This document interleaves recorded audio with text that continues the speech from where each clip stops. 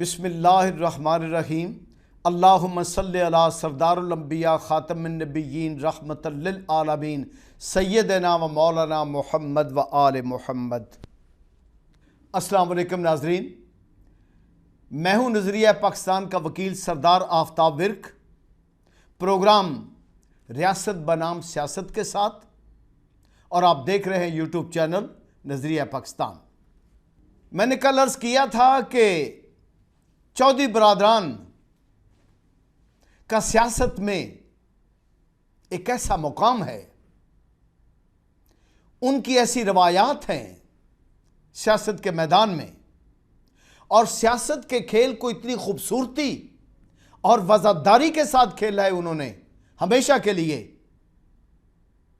जब भी कहीं कोई भी वक्त आया, उन्होंने अपनी वज़ादारी को नहीं छोड़ा, अपनी रवायात को नहीं छोड़ा, और साफ सुथरी सियासत की है, जिससे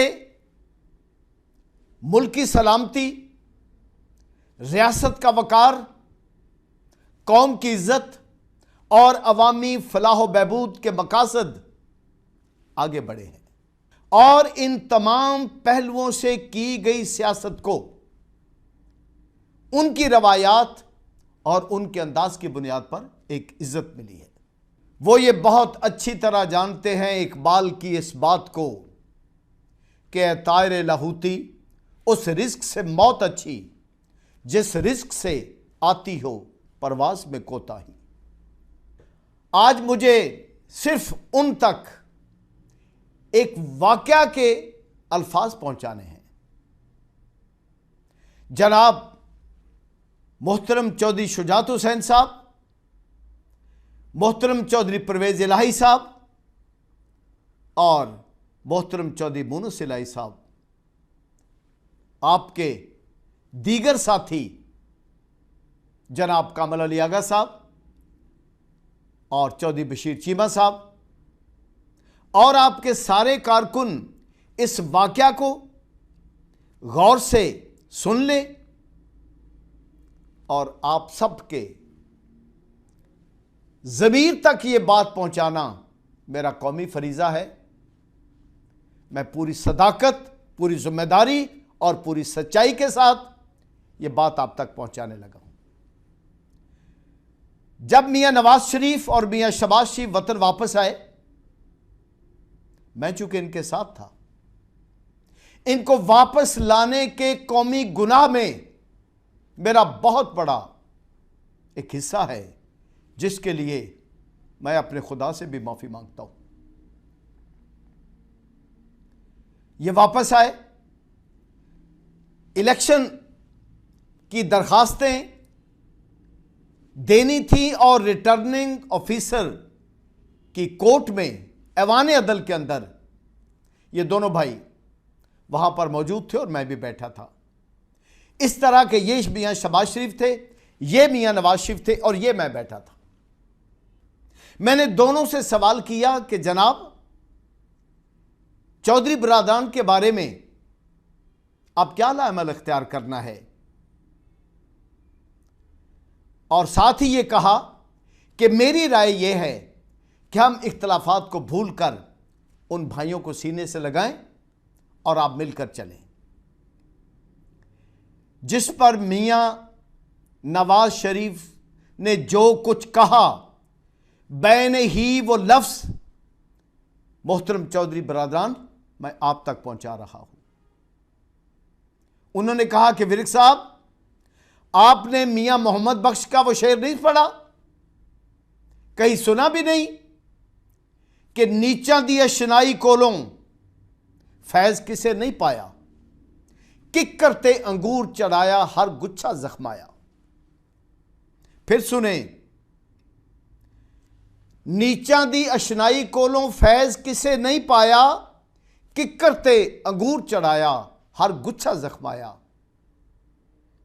इस पर मैं खामोश हो गया। तो मियां शहबाज शरीफ साहब ने यह कहा कि क्या आप सोच सकते हैं क्या हम इनके साथ चलेंगे? मुझे आप तक इस तारीखी वाक़े को, तारीखी गुफ्तगू को पहुंचाना था कि जो नीच तरीन, घटिया तरीन, इंतहाई तौहीन अमेज सोच और अल्फाज आपके बारे में उन दोनों भाइयों ने अदा किए थे।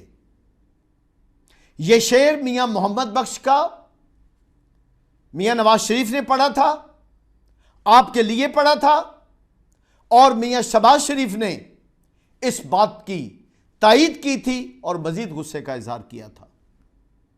यह पूरी जिम्मेदारी के साथ मैंने ये वाकया आप तक पहुंचाया है।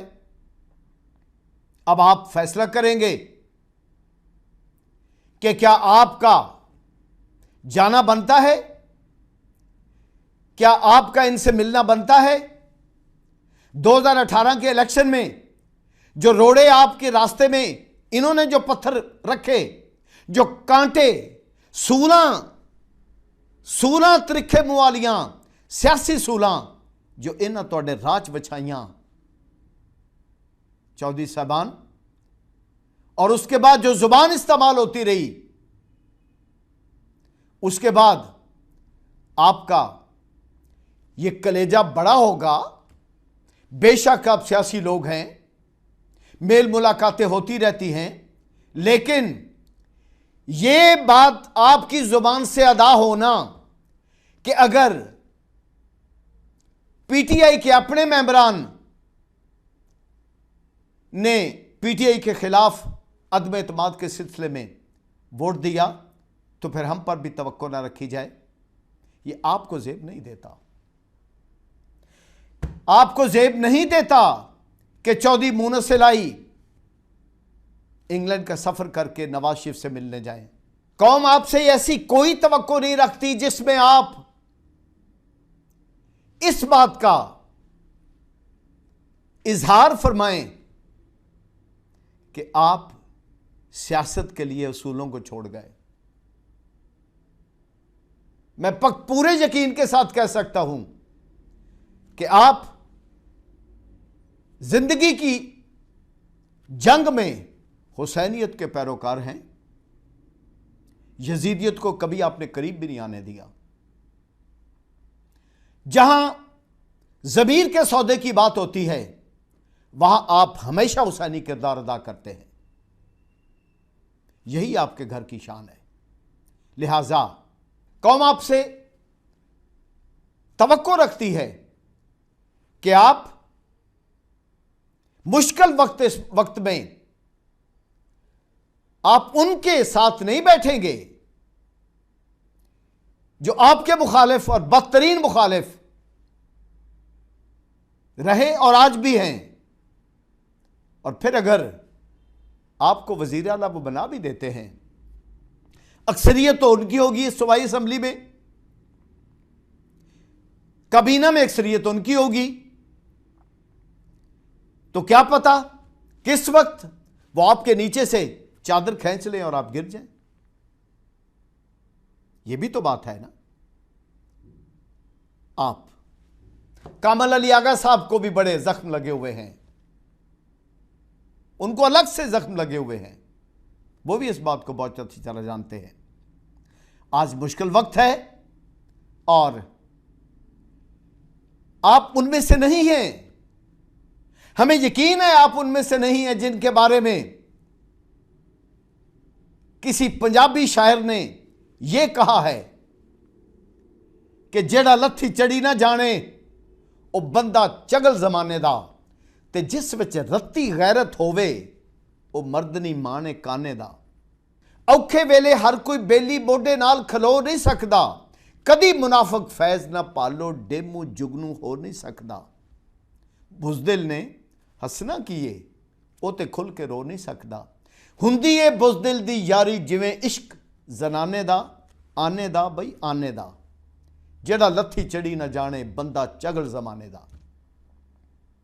सियासत हो, समाज के मामलात हो, इज्जत की बात हो, रिज़्क़ हक को बातल हो, खानदान का वकार हो, जात के मसाइल हों, तो वहीं पर ही असूल, सुनहरी असूल, किरदार, उच्चा, साफ और सुथरा किरदार वहीं पर ही निखर के सामने आता है और वहीं पर ही याद रखा जाता है। हो सकता है कि पीटीआई ने आपके साथ इन 3.5 सालों में कोई इंसाफ ना किया हो, कहीं आपको शिकायत पैदा हुई हो, लेकिन जिनके साथ मोहब्बत के रिश्ते कायम करके, तामुन के रिश्ते कायम करके, इज्जत देकर, इज्जत पाकर आपने वक्त गुजारा है, उनसे शिकवों की बुनियाद पर गैरों के साथ बैठना, गैरों के साथ मिलना तो कोई बात ना हुई। चौधरी साहब, मैं आपको एक और पंजाबी का शेर सुनाऊं। मेरा दिल चाहता है कि मैं आपके मिजाज के मुताबिक आज बात करूं। छाप तू दिती और निकली गैर दी, इस निशानी दा मजा जानदा रहा। सानू मिलके गैर वल्ले टुर गयों, मेहरबानी दा मजा जानदा रहा। जिंदगानी दा मजा जानदा रहा, सियासत बानी दा मजा जानदा रहा, हुक्मरानी दा मजा जानदा रहा। जनाबे वाला, आप गौर फरमाएं, आपसे कौम को बहुत तवक्कुआत हैं और एमक्यूएम वाले इंशाअल्लाह कभी नहीं भूलेंगे कि पाकिस्तान पीपल्स पार्टी ने उनके साथ क्या क्या किया हुआ है। वो कभी नहीं भूलेंगे, वो इमरान खान का साथ नहीं छोड़ेंगे। इसके अलावा मैं आपको समझाने के लिए कोई वाज नहीं कर सकता। आप बहुत समझे हुए हैं, आप बहुत को जानते हैं। शायद मेरा शऊर भी वहां तक ना पहुंचे जहां तक आप सोचते हैं। बस मैं सिर्फ एक ही इल्तजा करूंगा, वही इकबाल का शेर जो आपको हमेशा याद रहा है, उसे भी याद रखिएगा, फिर से याद रखिएगा कि ए तायरे लाहूती, उस रिज्क से मौत अच्छी जिस रिज्क से आती हो परवाज में कोताही। परवाज है दोनों की इसी एक फजा में, करकस का जहां और शाही का जहां और। अल्फाजो मानी में तफावत नहीं, लेकिन मुजाहिद की अज़ा और मुल्ला की अज़ा और। आप अपने आप को उस शख्स की सियासत के साथ मिलाते हुए अच्छे नहीं लगते जिसके बाप ने, मौलाना मुफ्ती महमूद ने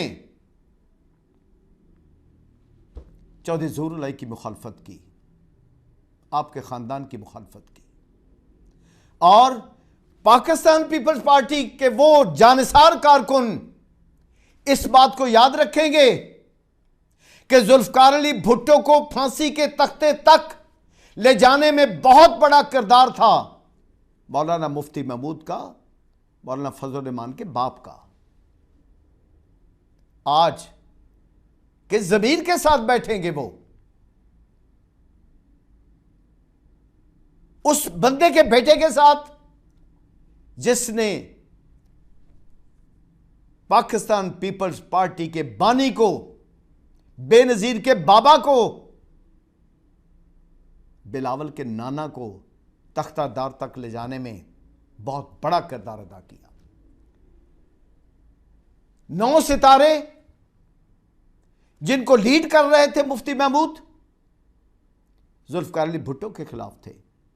आज ये 9 सितारे जिनको लीड कर रहे हैं मौलाना फजल रहमान, ये इमरान खान के खिलाफ है। ये कब तक दास्तानें चलेंगी? मुफाद परस्तों से पनाह मांगे अल्लाह की। इनकी सियासत मुफाद की, इनकी आवाज मुफाद परस्ती की, और ये जहन में रखना है, तारीख आपने जहन में रखनी है।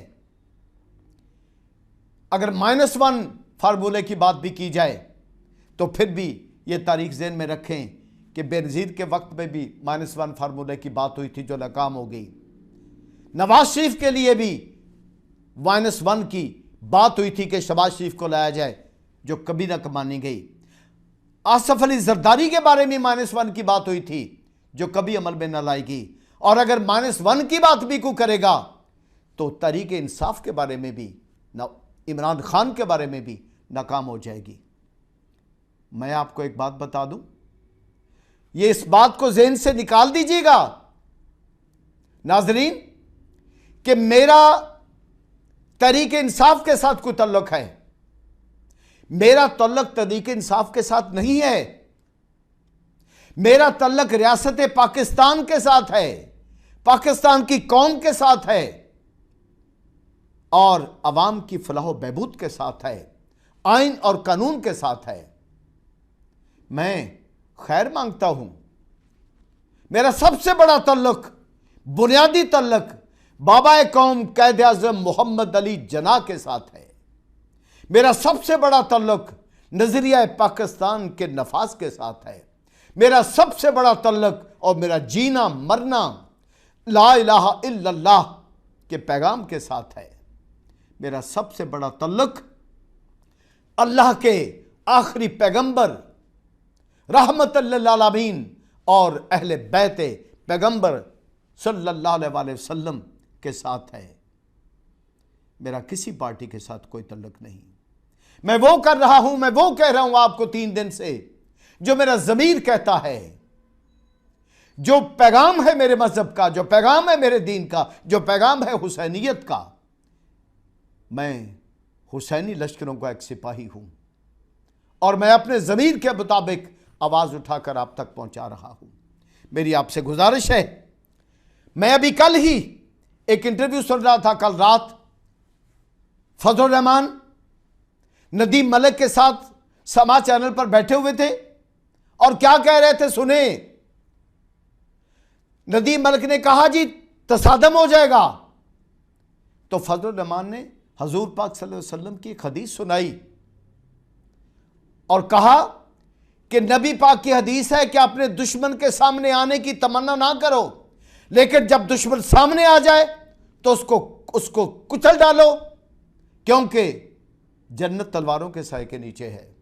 वाह वाह मौलवी फजल रहमान, क्या हदीस सुनाई है। कौन दुश्मन है? ये जमहूरियत की लैंग्वेज है? इमरान खान को, इमरान खान के साथियों को और रियासत को अपना दुश्मन समझते हो, फिर कहते हो कि आप पाकिस्तानी हो, आप पाकिस्तान के खैरखा हो। मुखालिफ हैं, जमहूरी मुखालिफ हैं, जमहूरियत की बात है, दुश्मन नहीं है किसी के, ना आप उनके ना वो आपके। आप उनको दुश्मन कहकर नबी पाक की हदीस सुना रहे हैं आप। अजीब बात है। और वो बागी अरकान पैगाम सुन लें अपने अपने हल्के की आवाम का, जब से उनके नाम सामने आए हैं। हैरत की बात है कि चंद घंटे पहले तक साबिक वज़ीर-ए-आज़म पाकिस्तान यूसुफ रज़ा गिलानी कह रहे थे कि हमारे पास वो लोग नहीं हैं, लेकिन जब दबाव पड़ा, जब पता चला, तो फिर चूंकि आखिर मकर को, फरेब को सामने आना था, जब पता चला कि वो आपके पास हैं, 12, 14, 15 जितने भी लोग हैं, आपने अपनी हिफाजत में रखे हुए हैं। और बिलावल ने बरमला तौर पर यह कहा है, मेरे सामने अखबार पड़ा है, बागी हुकूमती अरकान सिंध हाउस में, इस्लामाबाद में उनकी हिफाजत के लिए हर मुमकिन इक़दाम करेंगे। आप आइन के खिलाफ, कानून के खिलाफ यह अमल कर रहे हैं। आप बेड़ा गर्क कर दिया आपने उनका अपने पास रखकर। याद रखिएगा, सदारती रेफरेंस जो आ रहा है, ये लोग ताहयात नहल करार दिए जाएंगे। तबाह कर दिया आपने उनको अपनी अगराज के लिए। आपने जुल्म किया उन पर। उनके हलकों के अवाम सीख पा हुए हैं जब से वो सामने आए हैं, और उनको फोन कॉल्स हो रही हैं। अवाम गमो गुस्से का इजहार कर रहे हैं कि पीटीआई के नाम पर मिला हुआ वोट, बल्ले के नाम पर मिला हुआ वोट, वो किसी और को नहीं दे सकते, वो इमरान खान के खिलाफ जा ही नहीं सकते। और ये आप सदारती रेफरेंस में भी देख लीजिएगा, ऐसा ही होना है। तो लिहाजा उनके पास अब वक्त है तौबा करने का, वापस लौटने का तौबा का दरवाज़ा खुला हुआ है। आएं, आइन और कानून की ज़द से बचें, तौबा करें। नहीं वोट देना, घर में बैठें। कोई शिकवा है तो इमरान खान से करें।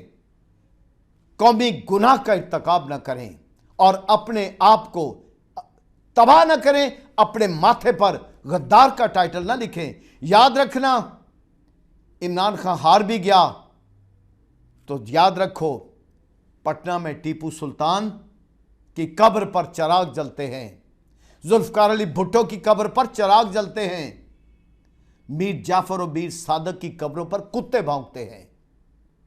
आप तारीख से सबक हासिल करें। यह बात भी मैं पूरी शद्दोमत के साथ अपनी कौम के सामने ला रहा हूं कि गैर मुल्की पाकिस्तान मुखालिफ इन्वेस्टर्स मैदान में आ चुके हैं। नवाज शरीफ के जरिए, शहबाज शरीफ के जरिए, आसिफ अली जरदारी के जरिए और फजल रहमान के जरिए। यह बात जिम्मेदारी से कह रहा हूं कि इमरान खान ने चूंकि अमेरिका को शटअप कॉल दी, इमरान खान ने इंडिया को अफगानिस्तान से निकाला, सिफर कर दिया, अमेरिका को निकाल दिया, रूस और चीन के साथ अपना आजादाना खारजा पॉलिसी बनाकर अपनी कौम को इज्जत दी, अपने आप को मजबूत किया, बैन अल-क़ौमी सतह पर रसालत माप की इज्जत और तौकीर के लिए गुफ्तगू की, बातें मनवाई।